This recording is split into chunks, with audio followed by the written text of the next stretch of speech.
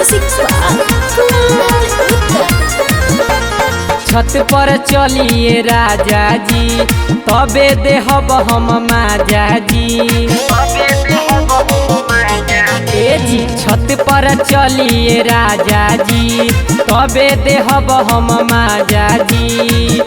गरमी बेसरमी भइल लाइट बा कटल जी। गरमी बेसरमी भइल लाइट बा कटल जी।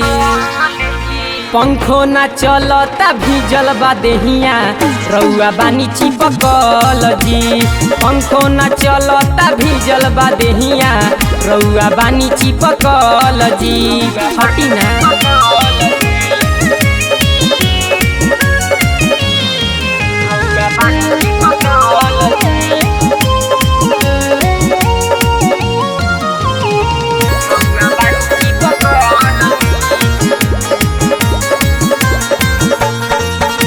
बेना डोलावाला से सूखे ना पसे ना जी।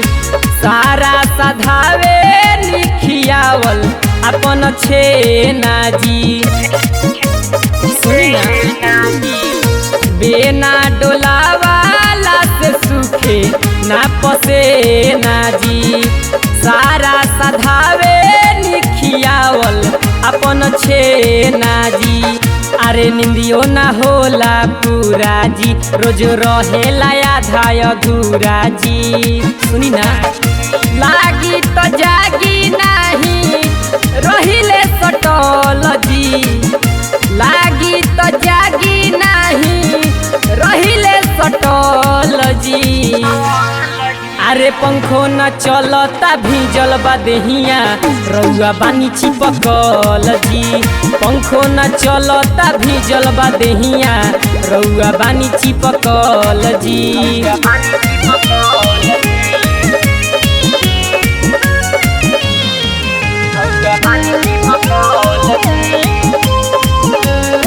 Recording by Tia Film Arena.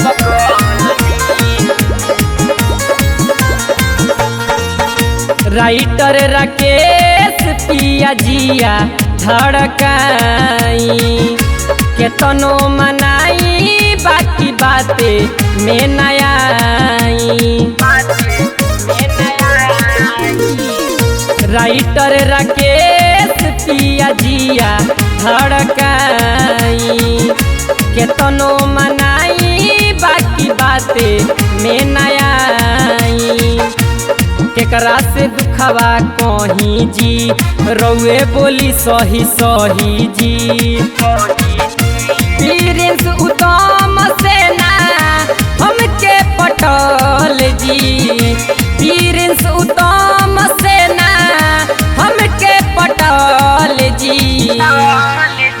पंखो न चलता भीजल बा देहिया रउआ बानी चिपकल जी। पंखो न चलता भीजल बा देहिया रउआ बानी चिपकल जी।